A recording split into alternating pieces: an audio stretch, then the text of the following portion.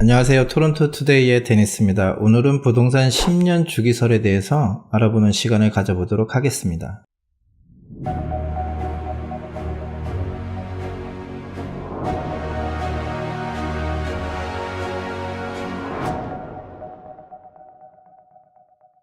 부동산 10년 주기설은 부동산이 10년 단위로 침체기, 회복기, 성장기 그리고 호황기를 반복적으로 나타난다는 가설인데요.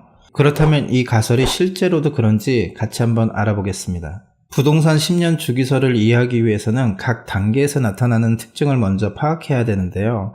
첫 번째로 침체기에 나타나는 특징은 정부가 강력한 부동산 규제를 시행한다는 것입니다. 이때 정부가 사용하는 방법으로는 취득세나 보유세를 인상하거나 또는 몰개지 규정을 강화하거나 금리를 올리는 방법이 있습니다.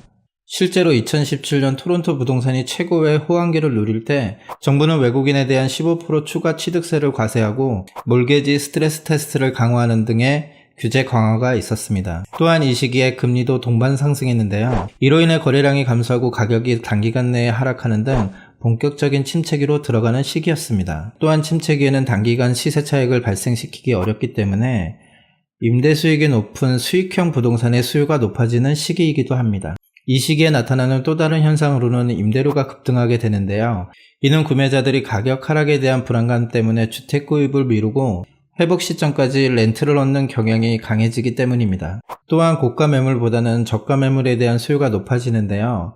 이는 강화된 정부의 부동산 정책과 높은 금리로 인해 구매력이 현저히 떨어지기 때문입니다. 이러한 침체기가 부동산 10년 주기설에서 차지하는 기간은 상대적으로 짧은데요. 짧게는 6개월, 길게는 1년 또는 2년 정도 지속된다고 할 수 있습니다. 이러한 침체기가 지나고 나면 회복기로 접어드는데요.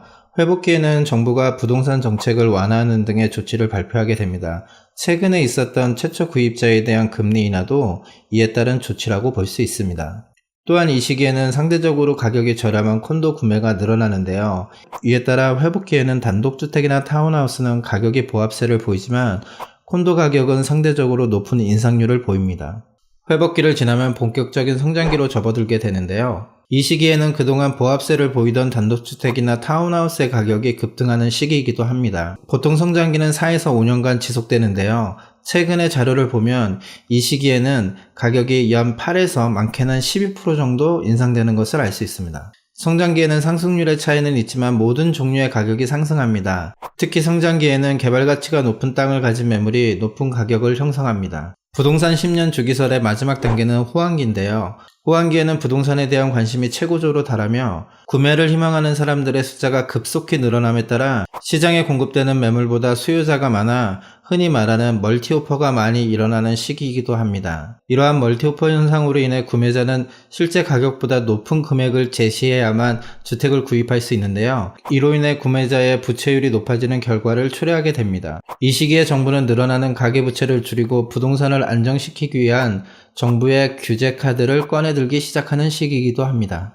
그렇다면 이러한 10년 주기설이 토론토 부동산 시장에서는 어떻게 나타나는지 차트를 보면서 알아보는 시간을 가져보도록 하겠습니다. 지금 보시는 차트는 2005년도 집값을 100으로 봤었을 때 현재 몇 %가 변동이 되었는지를 알아보는 홈프라이스 인덱스 차트인데요. 이는 단순히 평균 거래가의 변화율을 나타내는 차트와는 다르게 2005년도에 기준이 된 주택이 현재 몇 %가 올랐는지를 나타내는 차트입니다. 차트를 보시면 2005년부터 2008년까지 꾸준히 상승하던 집값이 2008년도 후반부터 해서 2009년 사이에 하락세를 보였는데요. 이 시기가 최근 10년 전에 있었던 토론토의 또 다른 침체기이기도 합니다. 2008년도에 리만 사태로 발생된 국제금융사태는 캐나다도 비껴나갈 수 없는데요. 이로 인해서 캐나다의 집값도 보시는 바와 같이 전반적인 하락세를 보였습니다. 하지만 이 차트에서 콘도를 띄어서 따로 보면 다른 유형들이 하락세임에도 불구하고 콘도는 전반적인 상승세를 유지했으며 이후 다른 유형에 비해서 높은 상승률을 보인 것을 알 수 있습니다. 즉 앞에서 말씀드렸듯이 부동산이 침체기이거나 회복기일 때는 콘도가 강세를 보이는 것을 알 수 있습니다. 하지만 2012년부터 부동산이 상승기로 접어들면서 콘도 가격의 상승률은 현저히 줄어들었으며 반대로 타운하우스, 단독주택의 상승률은 콘도에 비해서 월등히 높은 수치를 보이고 있습니다.